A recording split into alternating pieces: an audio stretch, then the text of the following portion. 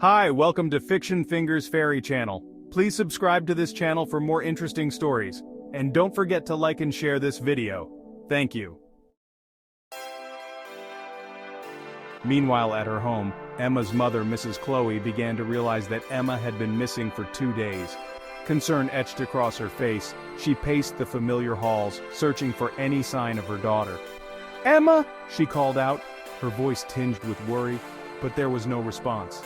Turning to the household staff, Mrs. Chloe inquired about Emma's whereabouts, her heart pounding with anxiety. "Have you seen Emma?" she asked, her tone urgent.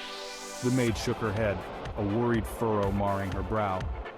"No, ma'am, I haven't seen Miss Emma in 2 days," she replied hesitantly. Mrs. Chloe's concern deepened at the confirmation of Emma's absence. "Did she mention anything about going out or meeting someone?" she pressed, hoping for any clue that could lead to her daughter's whereabouts. The maid shook her head again, her expression troubled. "No, ma'am, she didn't say anything to me," she murmured apologetically. Fearing the worst, Mrs. Chloe's mind raced with a flurry of possibilities.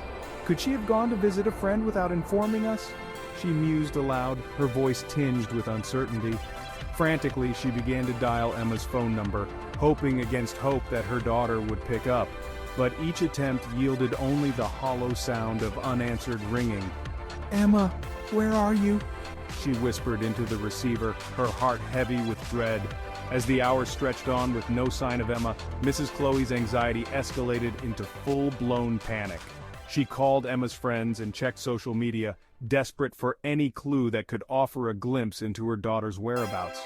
But all her efforts proved futile, leaving her feeling increasingly helpless and lost. "Please, Emma, come home," she pleaded silently, her thoughts consumed by worry. Unable to sit still any longer, Mrs. Chloe decided to take matters into her own hands. "I'm going to check Emma's room again," she declared, determination lacing her voice. With each step towards Emma's room, her heart pounded louder in her chest, dread clawing at her insides. Pushing open the door, she scanned the room frantically, searching for any sign of her daughter. As she rummaged through Emma's belongings, her phone rang, causing her to jump in surprise. With trembling hands, she answered, her voice choked with emotion.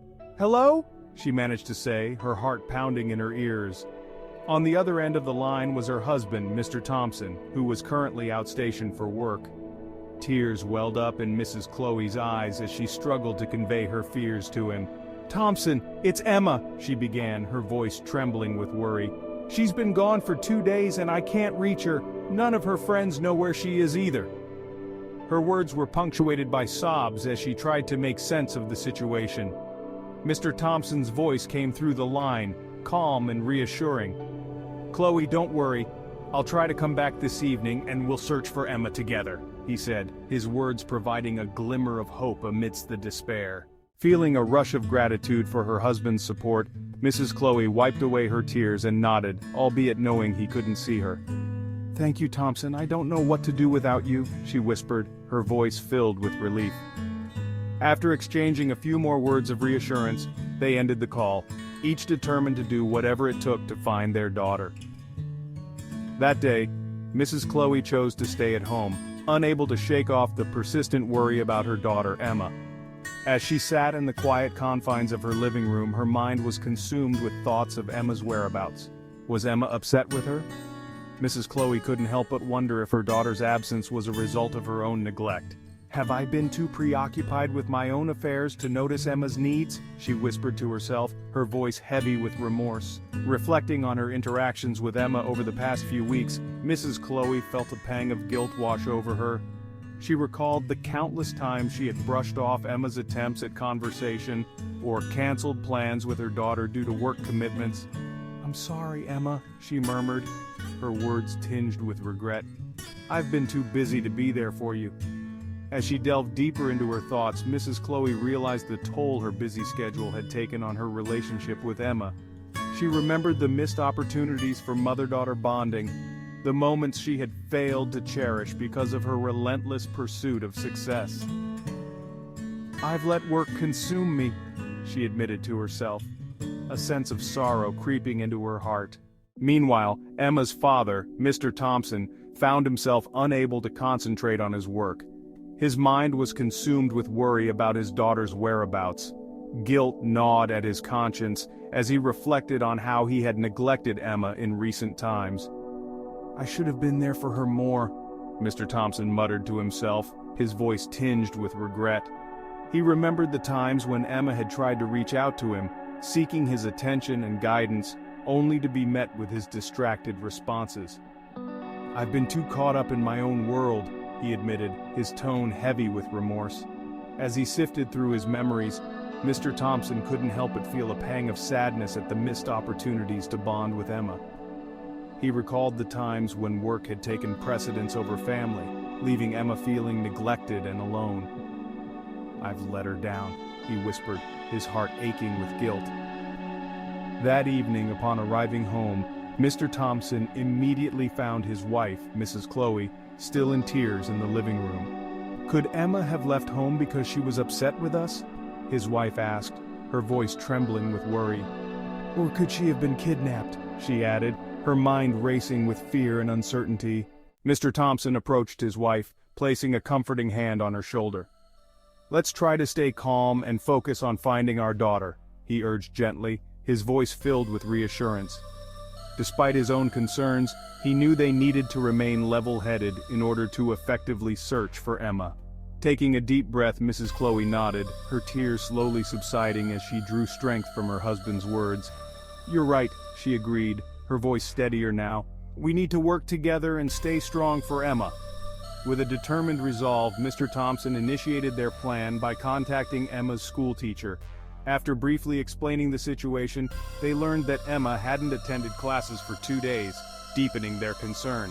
"Let's reach out to our relatives and Emma's friends next," Mr. Thompson suggested, his voice steady despite the rising anxiety. Mrs. Chloe nodded in agreement, her eyes reflecting her gratitude for her husband's proactive approach. As they dialed numbers and sent messages, their hearts pounded. With every passing moment, their worry intensified, but they clung to hope, praying for a breakthrough. "We need to stay strong," Mr. Thompson reminded his wife, his voice a steady anchor amidst the storm of emotions.